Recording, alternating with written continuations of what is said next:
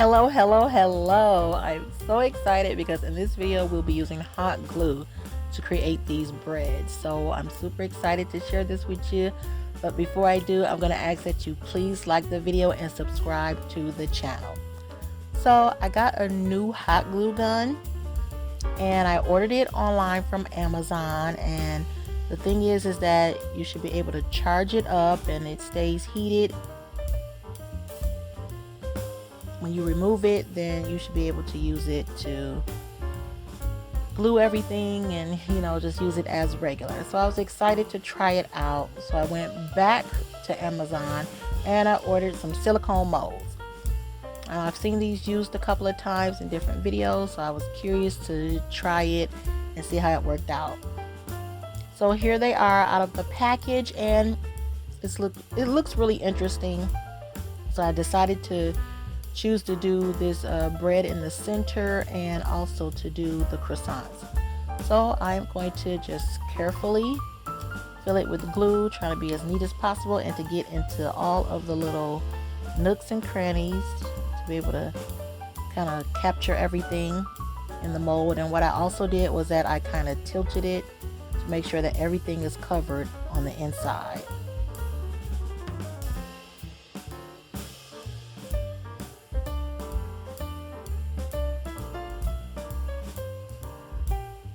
So again, I repeat the same thing to fill up the little croissant. Just carefully making sure that I get in all the little nooks and crannies, and then I just tilt it a little bit to make sure that everything is covered all the way around.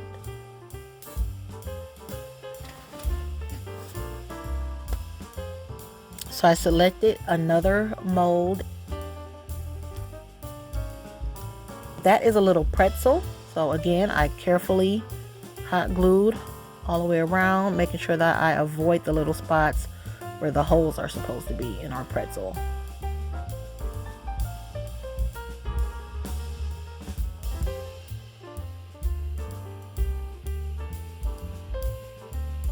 So I allowed the hot glue to cool. They come out nice and clean. I'm not sure what that is on my finger, but they come out nice and clean, really easy to remove. They slide right out. And I am looking forward to painting these, getting some color on here so you can see the details, so that looks really nice.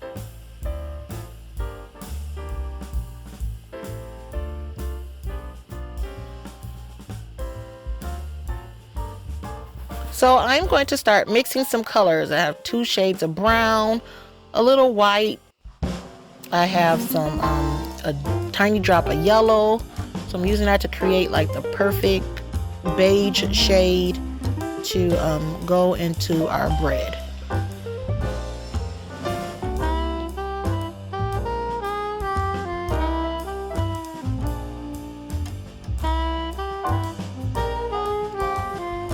And then I mixed up a little darker shade to do the outside portion.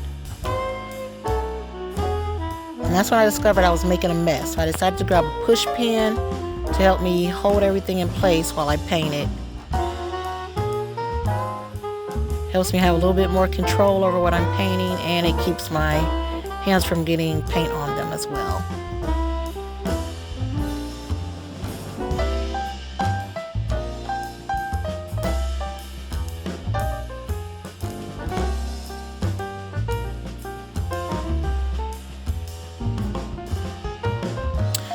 So I wanted to paint the croissant, but I wanted it to be a little bit more golden, more of a golden shade.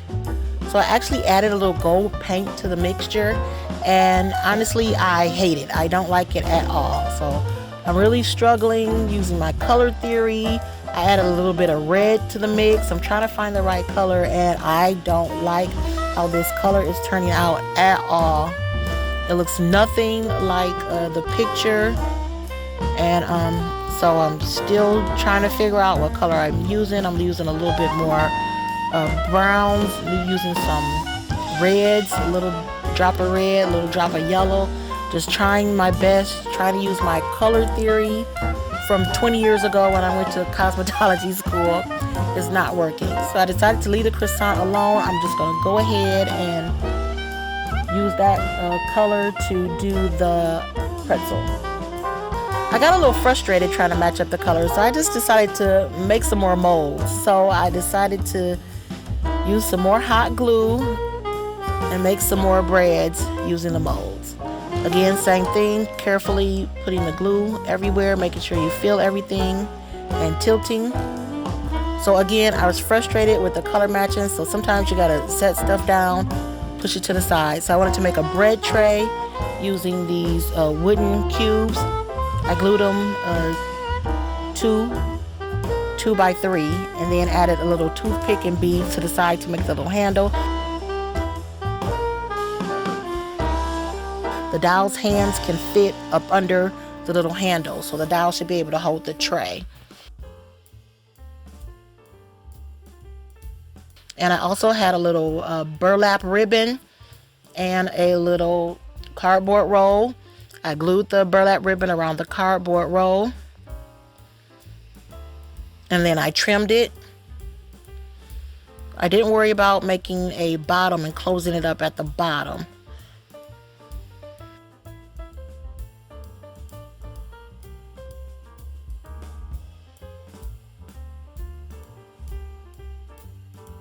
So what I did after I trimmed it is I just used a piece of white fabric. This is actually a cut up t-shirt.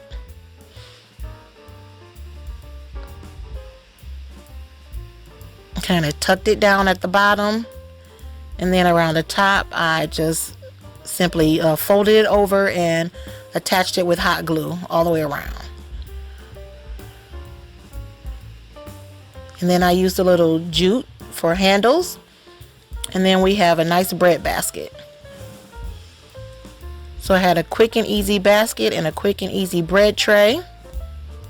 So I decided to try another technique with the coloring. So I mixed up some more to create a really light beige that I'm going to use to cover up all of those breads. And I am going to use that as a base coat, and I went to bed. I put everything away until the next morning because I wanted to just take a break before I try this new technique.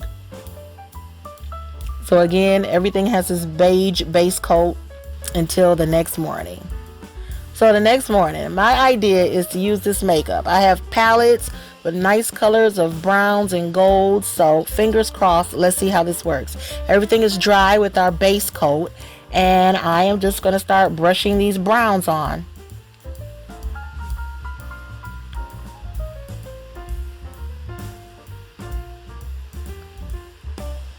And it's not exactly what I was expecting, but it did look a lot better than the paints that I was using. So these are the ones that I used paint in the darker colors, and the lighter colors is what I use the makeup, and I brush that on there. So lastly, I am just going to use some aerosol spray sealer to seal everything up. I didn't want to use a brush.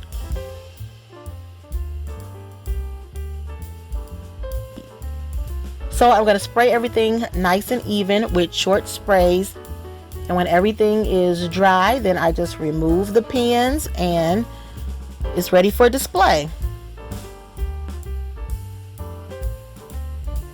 So I think they look really nice. I showed some pictures to my mom and she said they look like pastries.